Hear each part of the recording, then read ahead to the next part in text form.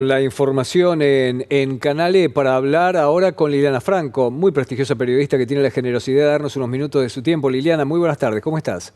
¿Qué tal? Buenas tardes, ¿cómo estás, Pepe? Bien, muy bien, Liliana. Queriendo hablar contigo con la muy buena información que siempre tenés de esta relación que hay con el Fondo Monetario Internacional, en especial después de los dichos de una vocera que en una conferencia de prensa se tomó los minutos para hablar de la situación de la República Argentina, y no solamente por las medidas que está tomando el gobierno, sino también por la dolarización que propone uno de los candidatos. Efectivamente, en la tradicional no tanto, porque antes, digamos, el vocero del Fondo Monetario, que era Jerry Rice, tenía la costumbre de hacerlo 2 veces en el mes, cada 15 días, una conferencia de prensa. Desde que asumió Julie Kosak, que recordemos, Julie Kosak estuvo al frente de las negociaciones con Argentina hasta Guzmán, Mm. o sea, nos conoce bien. Desde que comenzó Julie Kosak como con la vocería del Fondo Monetario, ha espaciado mucho las conferencias de prensa. Creo que ha dado 3, fíjate, solo 3 en unos 6 meses.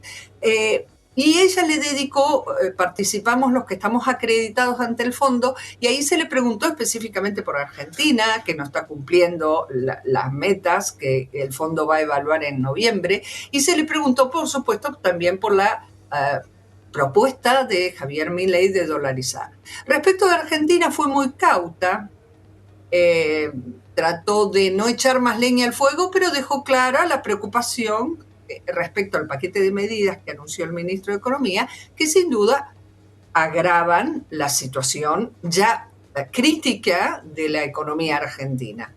Y también en este punto no quiso ahondar más, porque se le preguntó más, un poco más concretamente, por ejemplo, cuándo vendría la misión o cuándo comenzarían las reuniones para la evaluación que tiene que darse en noviembre, o sea que es razonable, estamos a días de octubre, es lógico que en octubre comiencen las misiones técnicas. Ujú. No quiso dar precisiones, y sí enfatizó el tema de la preocupación por la inflación, que dijo alta, muy alta, y por supuesto por la vulnerabilidad y la falta de reservas. Y respecto a la dolarización, ahí también, en esto fue más concreta, breve pero muy concreta, porque dijo, nosotros no definimos la política monetaria de un país, eso es una decisión de cada país, pero, aclaró, eso no significa que si uno dolariza soluciona los problemas de la macroeconomía. Algo de manual, pero dicho por el fondo es importante. En cuanto al análisis estructural de cómo está la economía argentina hoy, lo definiste muy bien, el tema del exceso en el gasto, el tema de la endeblez en lo social y demás. ¿Te parece que la declaración está influida en parte, además de una declaración formal, por lo dicho hace unos poquitos días atrás por el número 2 del Tesoro norteamericano? Yo no sé, o sea, en este momento en el fondo podría ser, sí, no podría afirmarlo porque no me consta, ¿verdad? Pero lo que sí te puedo decir es que hay un cuestionamiento al rol del Fondo Monetario Internacional.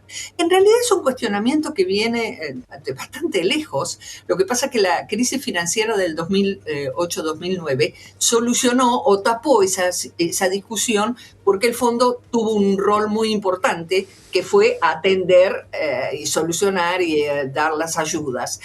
Son mecanismos que también con la pandemia, entonces como que el rol del fondo volvió a cobrar fuerza.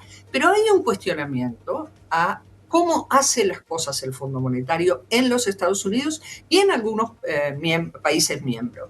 Ese cuestionamiento está, y particularmente nos toca, el que son indulgentes con controlar el acuerdo que son de partes. Porque hay una cosa que quiero aclarar, el ministro se le pasa diciendo, no se obligó el fondo a devaluar, no se obliga. Bueno, a ver, esto es un acuerdo de partes. Si vos negocias muy bien, Argentina o el fondo, bueno, cada uno va a obtener lo que quiere, pero es un acuerdo de partes, ninguno va con una pistola y te dice tenés que hacer esto. La crítica en Estados Unidos en particular con el fondo es esa, que no está controlando bien, que da la plata y que no hay la contraparte acordada no se cumple. En el caso argentino, Pepe, se aplica el 100% eso. no cumplimos nada, somos defolteadores seriales, o sea, nos vamos a llevar la cucarda, o sea, un día van a llamar al presidente de turno a darle la cucarda por el récord de default. Pero no, o sea, me río por hacerlo un poco Sí, claro. agradable al tema, pero entonces Argentina es un ejemplo que siempre se pone como, escúchame, vivimos prestándole. Recordemos que el fondo presta para los desequilibrios macroeconómicos fundamentalmente vinculados a los temas de balanza de pagos, de falta de reservas, fundamentalmente. Pero es financiero, o sea, el fondo nunca te va a prestar plata para un camino, no te va a prestar plata para esos temas, porque para eso está el Banco Mundial o el BID u otras, el Banco el BID y otras instituciones, pero no el Fondo Monetario. Entonces, lo único que tiene que controlar el fondo es que vos logres solucionar tus desequilibrios y bueno, no lo estaría consiguiendo con nosotros, te cuento. Pero es que nosotros tampoco usamos, el gobierno tampoco usa la plata para lo que ha sido comprometida, aprovechando precisamente que este Fondo Monetario, por lo menos con la Argentina, es el más laxo de la historia. Sí, vos sabés que los acuerdos, yo tengo como más de 30 años cubriendo el Fondo Monetario, pasé por la época, el fondo que dejó caer en el 2001, el fondo nos soltó la mano realmente.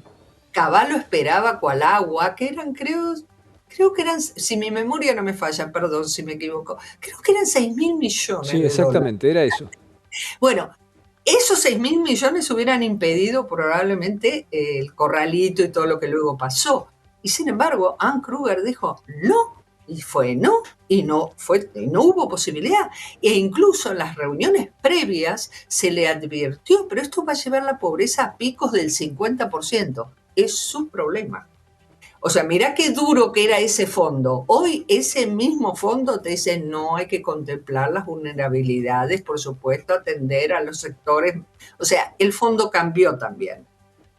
Y creo que Argentina también se aprovecha un poco de que ahora el fondo es más bueno o más amigable. Pero, a ver, nosotros podemos echarle la culpa al fondo. Los desequilibrios profundos que tiene la economía argentina, el que tengamos más de un 40% de pobreza, el que tengamos una pobreza estructural en el orden del 30%, el que vivamos hace más de 60 años con inflación constante, que hace 11 años Argentina el PBI no crece en promedio, ¿no? Bueno, ¿eso de quién es